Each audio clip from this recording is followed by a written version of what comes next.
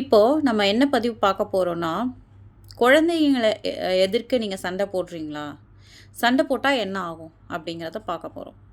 குழந்தைங்க எதிர்க்க நீங்கள் சண்டை போட்டிங்கன்னா, ஃபஸ்ட்டு அவங்களுடைய மனநிலை பாதிக்கும். அவங்களுக்கு லோ கான்ஃபிடென்ஸ், அதாவது தன்னம்பிக்கை குறையுது அவங்களுக்கு முதல்ல. லோ இன்டெலிஜென்ஸ், அதாவது அவங்களுடைய இன்டெலிஜென்ஸ் பேட்டர்னும் அதாவது நல்ல ஒரு திறமையுள்ள குழந்தையாகவே இருந்தாலும் லோ கான்ஃபிடென்ஸ் ஆகிறனால அவங்களால சரியான கிரகிக்கும் திறமை கம்மியாகுது. அவங்களால ஸ்கூலுக்கு போய் கான்சன்ட்ரேட் பண்ணவே முடியாது.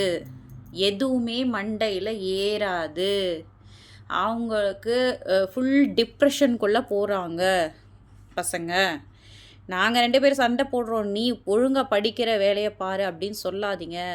இதை நானாக சொல்லலை, சைக்காலஜிக்கலாக இதை சொல்கிறாங்க. அதை தான் நான் உங்களுக்கு சொல்கிறேன். குழந்தைங்க எதிர்க்க சண்டை போட்டால் அவங்களுக்கு இந்த மாதிரியான மூட் ஸ்விங்ஸ், டிப்ரெஷன், சில பேர் வைலண்ட்டாக கூட மாறுறதுக்கு வாய்ப்பு இருக்குது அப்படின்லாம் சொல்கிறாங்க. அதனால் நீங்கள் உள்ளுக்குள்ளே சண்டை போட்டுட்டு குழந்தைய எக்ஸ்பெக்ட் பண்ணாதீங்க. நல்லா பர்ஃபார்ம் பண்ணணும், நல்லா படிச்சிடணும், நான் காஸ்ட்லியான ஸ்கூலில் சேர்த்துட்டேன், உனக்கு டீச்சர்ஸ் எல்லாம் சொல்லி கொடுத்துருவாங்க, நீ மார்க் வாங்கிடணும் அப்படின்னு மட்டும் எதிர்பார்க்காதீங்க. எந்த குழந்தை கான்ஃபிடெண்ட்டாக ஃபீல் பண்ணுதோ, எந்த குழந்தை ஹாப்பியாக இருக்கோ, அதால் மட்டும்தான் நல்லா கிராஸ் பண்ணிக்க முடியும். எந்த அளவுக்கு நீங்கள் அதை மோட்டிவேட் பண்ணுறீங்களோ அப்போ தான் அந்த குழந்தையால் பெர்ஃபார்ம் பண்ண முடியும். டீக்ரேட் பண்ணக்கூடாது, கம்பேர் பண்ணக்கூடாது. அப்புறம் முக்கியமாக நீங்கள் சண்டை போடக்கூடாது. சண்டை போட்டிங்கன்னா இதெல்லாம் நடக்குது. அவங்க அப்புறம் வெளியில் நட்புகளை தேட ஆரம்பிக்கிறாங்க. சில பேர் லோன்லியாக ஃபீல் பண்ணுறாங்க. அப்புறம் வேறு ஏதாவது அடிக்ஷனுக்குள்ளே போகிறாங்க டீனேஜர்ஸ். அவங்களுக்கும் மனக்கவலைகள் வரும்.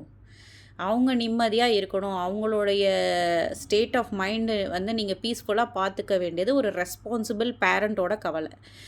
சரிங்களா? நீங்கள் படிக்கலன்னு கவலைப்படுறத விட நீங்கள் என்ன பண்ணுறீங்க அப்படிங்கிறத பாருங்கள். உடனே போய் ஸ்கூலில் போய் கம்ப்ளைண்ட் பண்ணாதீங்க. உங்கள் குழந்தை படிக்கலைன்னா நீங்கள் என்ன தப்பு பண்ணுறீங்க? அவங்க எதுக்கு கம்பேர் பண்ணுறாங்க டீச்சர்ஸு? நீங்கள் டீச்சர்ஸ் மேலே போய் கம்ப்ளைண்ட் பண்ணிடுறீங்க. டீச்சர்ஸ் என்ன பண்ண முடியும்? அவங்க அவங்களுக்கும் ஒரு ஹியூமன், அவங்க வேலையெல்லாம் பார்த்துட்டு தான் அவங்க டீச் பண்ணுறாங்க. அப்போது ஒரு குழந்தை பெர்ஃபார்ம் பண்ணுதுன்னா அவங்க என்ன சொல்ல முடியும்? நீங்கள் கம்ப்ளைண்ட் பண்ணும்போது என்ன சொல்ல முடியும் அவங்களால?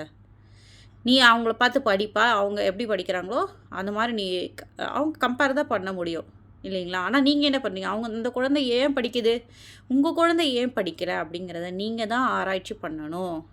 வேறு ஏதாவது பிரச்சனை இருக்கா அப்படிங்கிறத நீங்கள் தான் பார்க்கணும். நீங்கள் என்ன மாதிரி அந்த குழந்தைய மோட்டிவேட் பண்ணுறீங்க? எல்லா குழந்தைக்குமே நல்லா படிக்கணுன்னா அட்டென்ஷன் தேவைப்படுது. நீங்கள் பார்த்துட்டு மொபைல் பார்த்துட்டு வேலையை பார்த்துட்டு படி அப்படின்னா ஃபஸ்ட்டு படிக்க மாட்டாங்க. சில குழந்தைங்க மட்டும்தான் உட்காந்து படிக்கிறதுக்கு இன்ட்ரெஸ்ட் உள்ள குழந்தைங்களாக இருக்கும். மிச்சம் 75% விளையாட்டு புத்தி தான் இருக்கும். ஸோ அதுக்கு அட்டென்ஷன் தேவைப்படும்.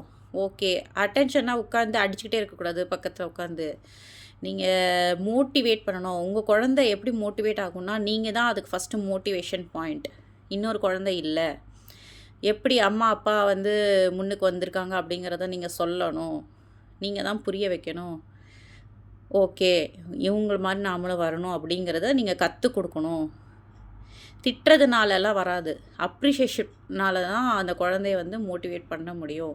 சின்ன சின்ன அப்ரிஷியேஷன்ஸ் கொடுங்க. இப்போ 50%லேருந்து அவங்க 60க்கு வராங்கன்னா ஒரு அப்ரிஷியேஷன் கொடுங்க. ஓகே, நீ இவ்வளோ தூரம் இம்ப்ரூவ் ஆகிருக்க, இன்னும் கொஞ்சம் இம்ப்ரூவ் ஆகு. அப்போ நீங்கள் காம்ப்ளிமெண்ட்ஸ் கொடுங்க, கிஃப்ட்ஸ் கொடுங்க, ப்ரைஸஸ் கொடுங்க. ஸோ அந்த மாதிரி மோட்டிவேட் பண்ணுங்கள். எதுக்கெடுத்தாலும் ஸ்கூலில் போய் கம்ப்ளைண்ட் பண்ணுறத விட நீங்கள் இந்த மாதிரி மோட்டிவேஷனுக்குள்ளே போகலாம். ஓகே, இப்போ சண்டை போடுற பேரண்ட்ஸ் என்ன பண்ணணும்? ஃபஸ்ட்டு அதை மூடி வைக்காதீங்க. ஃபஸ்ட்டு உங்கள் குழந்தைகிட்ட அது ஸ்கூலில் வேறு சொல்ல வேண்டாம்னு சொல்லிடுறீங்க. அதுங்க என்ன பண்ணும்? லோ பர்ஃபார்மன்ஸ்னால் அதுங்க திட்டு வாங்கிட்டு டீக்ரேட் ஆகிட்டு உட்காந்துருக்கும். அங்கே இப்போ ஸ்கூல்ஸில் கவுன்சிலிங்லாம் இருக்குது போல இருக்குது. ஸோ கவுன்சிலிங் அவங்கக்கிட்டையாவது சொல்ல விடுங்க அட்லீஸ்ட்டு. அவங்க வந்து அந்த குழந்தைக்கு என்ன பண்ணணும், எப்படி அவங்க மனநிலையை மாற்றிக்கணும்னு கொஞ்சம் அட்வைஸ் பண்ணுறதுக்கு சான்சஸ் இருக்குது. நீங்களே ஓப்பனாக போய் சொல்லுங்கள், எங்கள் குழந்தை வந்து வீட்டில் நாங்கள் சண்டை போட்டுட்ருக்கோம், அதனால் அவங்களால படிக்க முடியல, கொஞ்சம் கவுன்சிலிங் பண்ணுங்கன்னு ரெக்வஸ்ட் பண்ணுங்கள். அப்படி ஸ்கூலில் கவுன்சிலிங் இல்லைன்னா நீங்கள் ஃபஸ்ட்டு அட்ரெஸ் பண்ணுங்கள். எப்படி சண்டை போடாமல் இருக்குன்றதுக்கு நீங்கள் கவுன்சிலிங் போங்க. ஒன்று கவுன்சிலிங் போக இஷ்டம் இல்லையா, உங்கள் பேரண்ட்ஸோ அவங்க பேரண்ட்ஸோ கொஞ்சம் ஃபேமிலி கூட அதை டிஸ்கஸ் பண்ணி சார்ட் அவுட் பண்ண பாருங்கள். குழந்தைக்காக வாழ்கிறேன்னு சண்டை போட்டுக்கிட்டே வாழாதீங்க. குழந்தைங்க மனநிலையை அது பாதிக்குது. வெளியில் சொன்னால் அசிங்கமாயிடுமோன்னா திங்க் பண்ணாதீங்க. நீங்கள் வெளியில் சொல்லாமல் மூடுற வரைக்கும் எந்த ஒரு பார்ட்னர் பிரச்சனை பண்ணுறாங்களோ அவங்க பிரச்சனை பண்ணிக்கிட்டே தான் இருப்பாங்க. நீங்கள் தான் வந்து அதை வெளியில் கொண்டு வந்து அவங்க பிரச்சனையை சுட்டி காட்டி அதுலேருந்து ஒன்று வெளியே வாங்க, அதில் பிரச்சனையை விட்டே வெளியே வந்துடுங்க. இல்லைண்ணா திருந்த மாட்டாங்க அப்படின்னா இதுதான் சொல்யூஷன். மொத்தம் நீங்கள் மென்டல் ஸ்டேட் பீஸ்ஃபுல்லாக இருக்க ட்ரை பண்ணுங்கள். இதுதான் இந்த பதிவில் நான் சொல்ல வரேன். நான் எதுக்காக போட்டிருக்கேன், ஆண்களை பற்றியும் நான் போட்டிருக்கேன் ஒரு பதிவு, அவங்களோட சைக்காலஜிக்கல் இஷ்யூஸ் என்னென்ன இருக்குது அப்படிங்கிறத போட்டிருக்கேன். மனைவி என்பது யாருன்றதையும் நான் போட்டிருக்கேன். அதை நான் டிஸ்கிரிப்ஷனில் போட போகிறேன். அது 2 வீடியோவும் ஃபுல்லாக பாருங்கள். பார்த்துட்டு ஒரு பார்ட்னருக்கு கொஞ்சம் காம்ப்ரமைஸ் ஆனாலே போதும், சண்டை நின்றுரும். தயவு செஞ்சு அது 2த்தையும் பார்த்துட்டு குழந்தைங்களோட பீஸ் ஆஃப் மைண்டை காப்பாற்றுங்க. தேங்க்யூ.